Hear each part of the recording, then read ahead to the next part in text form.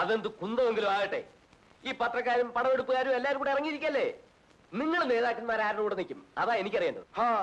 അതിങ്ങനെ ഏത്തവിടിയിക്കുന്ന പോലെ ഞങ്ങളെ കൊണ്ട് എപ്പോഴും പറയിക്കണം മുതലാളി. ഞങ്ങളുടെ അനുയായികൾ മുതലാളിക്കെതിരായി സമരം നടത്തിയിട്ടുള്ളപ്പോഴും ഞങ്ങൾ ആരുടെ കൂടെയാണ് നിന്നിട്ടുള്ളത്? ഓശാരമൊന്നും അല്ലല്ലോ, കെട്ടുകണക്കിന് രൂപ തന്നിട്ടല്ലേ. ആയിക്കോട്ടെ, നിന്നോ ഇല്ലയോ അത് പറയണം. അതെന്തുമാകട്ടെ, നിങ്ങൾ ഉടനെ പോയി ആ കിളിപാടി അച്ഛനെ ഒന്ന് കാണണം. അയാൾ ക്രിസ്ത്യാനി ഒന്നും അല്ലെന്നാ എനിക്ക് തോന്നേ, വല്ല മാർഗം കൂടിയവരുമായിരിക്കും. എന്തായാലും ആള് വെച്ച ഇനി ഇത് സംബന്ധിച്ച് വേണ്ടാത്ത കാര്യങ്ങളിലൊന്നും കയറി ഇടപെട്ടേക്കരുതെന്ന് ഒന്ന് പറഞ്ഞേക്കണം. ആ കാര്യം ഞാൻ ഏറ്റു.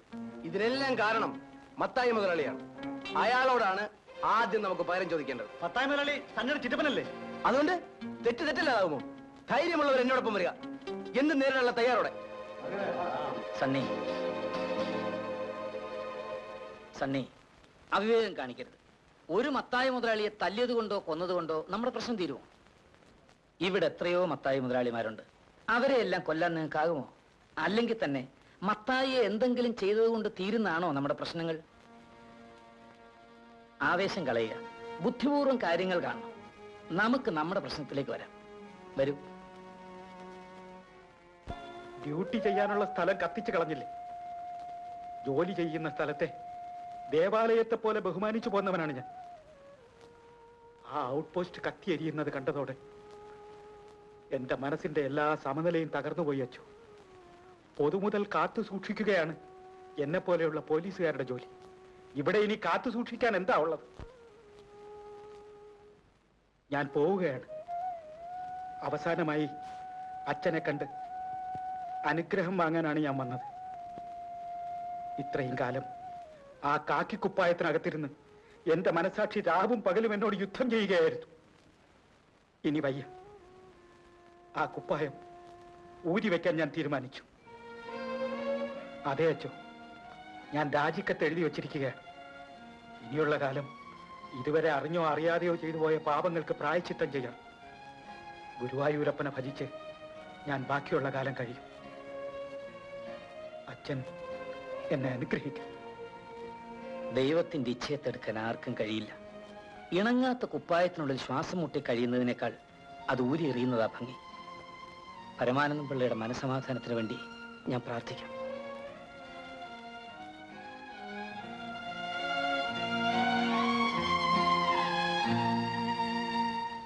കിളിപാടിയിൽ നടന്ന പോലീസ് വെടിവെപ്പിനെ കുറിച്ചുള്ള പ്രതിപക്ഷത്തിന്റെ അടിയന്തര പ്രമേയത്തിന് സ്പീക്കർ അനുമതി നിഷേധിച്ചു. തുടർന്ന് കിളിപാടിയിൽ കഞ്ചാവ് കൃഷിയെക്കുറിച്ച് അന്വേഷിക്കാൻ ചെന്ന പോലീസിന് നേരെ നാട്ടുകാർ കല്ലെറിയുകയും മാരകായുധങ്ങളുമായി നേരിടുകയും ചെയ്തപ്പോൾ സ്വയം പ്രാണരക്ഷാർത്ഥം പോലീസ് വെടിവെച്ചുവെന്നും അതിലൊരു അക്രമി മരിച്ചുവെന്നും മുഖ്യമന്ത്രി സഭയെ അറിയിച്ചു. സാധുക്കളായ നാട്ടുകാരെ കഞ്ചാവ് കൃഷിക്കാരാക്കിയതിലും അക്രമികളാക്കിയതിലും പ്രതിഷേധിച്ച് പ്രതിപക്ഷം ഒന്നടങ്കം സഭയിൽ നിന്നും വാക്കൌട്ട് നടത്തി. അസംബ്ലിയിൽ അങ്ങനെ പലതും നടക്കും. നമ്മൾ അത് കാത്തിരുന്നിട്ട് കാര്യമില്ല. ഇതിനൊരു പരിഹാരം ഉണ്ടാകണമെങ്കിൽ നമ്മൾ തന്നെ ഇറങ്ങിത്തിരിക്കണം. എന്റെ അഭിപ്രായം തന്നെയാണ്. ഇവിടെ രാഷ്ട്രീയക്കാർ വരുന്നുണ്ട്, സാമൂഹ്യ പ്രവർത്തകർ വരുന്നുണ്ട്, പത്രക്കാർ വരുന്നുണ്ട്, പടമെടുക്കുന്നുണ്ട്, അങ്ങനെ പലതും നടക്കുന്നുണ്ട്. പക്ഷേ ഇങ്ങനെ ഒരു സംഭവം നടന്നതായിട്ട് ഇവിടുത്തെ പോലീസ് മന്ത്രി കൂടിയായ മുഖ്യമന്ത്രി അംഗീകരിച്ചിട്ടില്ല. അദ്ദേഹം ഈ പ്രദേശത്തെ കഞ്ചാവ് കൃഷിക്കാരുടെയും അക്രമികളുടെയും നാടായി കാണുകയാണ്. ആ സ്ഥിതിക്ക് ഇവിടുത്തെ സത്യാവസ്ഥ അദ്ദേഹത്തെ ബോധ്യപ്പെടുത്തേണ്ടത് നമ്മുടെ കടമയാണ്. നമുക്ക് പോകാൻ പറ്റും. രണ്ടുപേർക്കും കൂടെ പോയി അദ്ദേഹത്തെ നേരിട്ട് കണ്ട് കാര്യങ്ങൾ ബോധ്യപ്പെടുത്താം. പറഞ്ഞാ മനസ്സിലാവാതിരിക്കോ? മനുഷ്യരല്ലേ. ശരി, എന്നാൽ അങ്ങനെ തന്നെ ആകട്ടെ. ഏതായാലും ഞങ്ങൾ മുഖ്യമന്ത്രി ഒന്ന് കണ്ടു. കീഴിലുള്ള പോലീസ് അർദ്ധരാത്രി ഞങ്ങളുടെ ഗ്രാമത്തിൽ വന്ന് ഒരുപാട് അക്രമങ്ങളൊക്കെ കാണിച്ചു. പാവപ്പെട്ടവരും പ്രായം ചെന്നവരുമായ ഒരുപാട് നിരപരാധികളെ തല്ലിച്ചതയ്ക്കുകയും നിരാലംബരായ പെൺകുട്ടികളെ ക്രൂരമായി ബലാത്സംഗം ചെയ്യുകയും. ലജ്ജയില്ലേ നിങ്ങൾക്കിത് പറയാൻ? നിങ്ങളൊരു പുരോഹിതനല്ലേ? നിങ്ങൾ തന്നെ ഇങ്ങനെ അപവാദങ്ങൾ പ്രചരിപ്പിച്ചാൽ ആ ഗ്രാമത്തിലെ പെൺകുട്ടികളെ വിവാഹം ചെയ്യാൻ ആരെങ്കിലും അങ്ങോട്ട് വരുമോ? പക്ഷേ അങ്ങയുടെ പോലീസ് ചെയ്ത അക്രമങ്ങൾ അങ്ങയോടെങ്കിലും ഞങ്ങൾക്കൊന്ന് പറയണ്ടേ? അതെല്ലാം നിങ്ങളുടെ തെറ്റിദ്ധാരണയാണ് ഫാദർ. എന്റെ പോലീസുകാർ ഒരിക്കലും അങ്ങനെ ചെയ്യില്ല.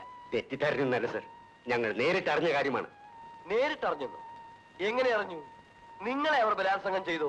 വല്ല മാനസിക രോഗികളും പറഞ്ഞുള്ള അറിവായിരിക്കും. താങ്കൾ ഇങ്ങനെ സംസാരിക്കുന്ന വേദനാജനകമാണ്. ആ രാത്രിയിൽ പാഞ്ഞുപോയ പോലീസ് വണ്ടികളുടെ ശബ്ദം, ഓരോ വീട്ടിൽ നിന്ന് ഉയർന്നു കേട്ട നിലവിളികൾ, പിറ്റേന്ന് രാവിലെ ആ പാവം പെൺകുട്ടികൾ എല്ലാവരും കൂടി പള്ളിയിൽ വന്നു നിന്ന് കരഞ്ഞ കരച്ചിൽ, ഇതെല്ലാം കേട്ടപ്പോഴുണ്ടായ ഞെട്ടലിനേക്കാൾ ഞാനിപ്പോ ഭയപ്പെടുന്നു. ഇത്ര ഭീകരമായ ഈ അവസ്ഥയോട് താങ്കളും താങ്കളുടെ പോലീസും കാണിക്കുന്ന ഉദാസീനത കണ്ടിട്ട് നിങ്ങളുടെയൊക്കെ ഭരണത്തിന് കീഴിൽ കഴിയേണ്ടി വന്ന ഒരുവനാണല്ലോ ഞാനും എന്ന് ഓർക്കുമ്പോ. അവിടെ നടന്നതിന്റെ എല്ലാ റിപ്പോർട്ട് എന്റെ കയ്യിലുണ്ട്. ആൾക്കാരെല്ലാം കൂടി പോലീസിനെ കല്ലെറിയുകയും ബസ് തല്ലി തകർക്കുകയും പോലീസ് സ്റ്റേഷൻ തീവയ്ക്കുകയൊക്കെ ചെയ്തിട്ട് പരാതി പോലീസിന്റെ പേരിലോ? ഇത് എവിടത്തെ മര്യാദയാണ്? ബസ് തല്ലി തകർത്തതും പോലീസ് സ്റ്റേഷൻ തീ വെച്ചതും ഒക്കെ പോലീസുകാർ തന്നെയാണ് സർ. അനാവശ്യം പറയരുത്. പോലീസുകാർ പറഞ്ഞ കാര്യമാണിത്. ശുദ്ധ അസംബന്ധം. മിസ്റ്റർ വട്ടപ്പാറ എന്താ ഒന്നും പറയാത്തത്? ഇവർ പറയുന്നുണ്ടല്ലോ സാർ, ഇടക്കേറി പറയേണ്ടത് കരുതി. താങ്കളോട് കൂടുതൽ സംസാരിച്ചിട്ട് പ്രയോജനം ഉണ്ടെന്ന് തോന്നുന്നില്ല. ഞങ്ങൾ പോകുന്നു. അങ്ങനെ നമ്മുടെ ദുഃഖങ്ങൾക്കും പരാതികൾക്കും ഒരു പരിഹാരം കണ്ടെത്തുന്നതിന് വേണ്ടി മുഖ്യമന്ത്രിയെ കാണാൻ പോയ ഞങ്ങൾക്കുണ്ടായ അനുഭവം തികച്ചും വേദനാജനകമായിരുന്നു. അദ്ദേഹം പ്രശ്നങ്ങളെ സമീപിച്ചത് തന്നെ മുൻവിധിയോടുകൂടെ ആയിരുന്നു എന്ന് ഞങ്ങൾക്ക് മനസ്സിലായി. അങ്ങനെയുള്ളൊരു മുഖ്യമന്ത്രിയിൽ നിന്ന് നമുക്കൊരിക്കലും നീതി ലഭിക്കുകയില്ലെന്നും ഞങ്ങൾക്ക് ബോധ്യമായി. പക്ഷേ ഒരു രാജ്യമെന്നും സർക്കാരെന്നും പറയുന്നത് ഒരു മുഖ്യമന്ത്രി മാത്രമല്ല എന്നറിയാവുന്ന നമ്മൾ എല്ലാം സഹിച്ച് കീഴടങ്ങാൻ ഒരുക്കമല്ല. ഇവിടെ ഈ മലയടിവാരത്തിൽ കിടക്കുന്ന കിളിപാടിയിലെ സാധുക്കളും ശുദ്ധാത്മാക്കളുമായ മനുഷ്യരുടെ ശക്തി എന്താണെന്ന് നമ്മൾ കാണിച്ചു കൊടുക്കേണ്ടിയിരിക്കുന്നു. സത്യത്തിനും നീതിക്കും വില കൽപ്പിക്കുന്ന മനുഷ്യർ ഈ രാജ്യത്തുണ്ടെങ്കിൽ അവരുടെ മനസാക്ഷി നമ്മോടൊപ്പം ഉണ്ടായിരിക്കുമെന്ന് എനിക്ക് ഉറപ്പുണ്ട്. മനുഷ്യത്വം തൊട്ടുതെറിച്ചിട്ടില്ലാത്ത കുറെ പോലീസുകാർ നമ്മുടെ ഈ ഗ്രാമത്തിൽ നടത്തിയ സംഹാര താണ്ഡവത്തിനുള്ള പരിഹാരം പിടിച്ചു വാങ്ങാൻ നാം ഒന്നായി കളക്ടറിലേക്ക് മാർച്ച് ചെയ്യേണ്ടിയിരിക്കുന്നു. അതിന് നിങ്ങൾ ഒരുക്കമാണോ എന്ന് എനിക്കറിയേണ്ടത്. മതി മതി, നമുക്കിനി ഒന്നും ആലോചിക്കാനില്ല. ഒന്ന് പറയേ. അയ്യോ, രക്ഷപ്പെട്ടു. അവസാനം സമ്മതിപ്പിച്ചെടുത്തു. എന്തൊരു ബുദ്ധിമുട്ടായിരുന്നറിയാവോ? ഞാനൊരാൾ അല്പം ബുദ്ധിമുട്ടിക്കൊണ്ട് നിങ്ങളുടെ എല്ലാവരുടെയും പ്രശ്നം തീർത്തു. മനസ്സിലായില്ലല്ലോ. അയ്യോ, എന്റെയോ? ഞാനല്ലേ നിങ്ങളുടെ വട്ടപ്പാറ MLA. അല്ല, പറഞ്ഞത് മനസ്സിലായില്ല. അതായത് നമ്മുടെ ഈ കിളിപാടിയിൽ ചെറിയ ബലാത്സംഗമൊക്കെ നടന്നല്ലോ. തീരെ വശം കെട്ട് പോയവർക്ക് ആളൊന്നൊക്കെ 1500 രൂപ വെച്ച് കൊടുക്കാൻ ഞാൻ മുഖ്യമന്ത്രിയെ കൊണ്ട് സമ്മതിപ്പിച്ചെടുത്തിട്ടുണ്ട്. 1500 രൂപ ചെറിയ തുകയൊന്നുമല്ലല്ലോ. വലിയ തുകയല്ലേ? അപ്പോ നമ്മുടെ ഈ കളക്ടറേറ്റിലേക്കുള്ള മാർച്ച് നമുക്കൊന്ന് മാറ്റിവെക്കാം. അതിനു മുൻപ് ഞാനൊരു ചെറിയ നിർദ്ദേശം വെച്ചോട്ടെ. തുക പോരത്തായിരിക്കും. 200 കൂട്ടാം. ഇതിപ്പോ 1500 രൂപയല്ലേ? ആ, ഞാനൊരു 15000 രൂപ തരാം.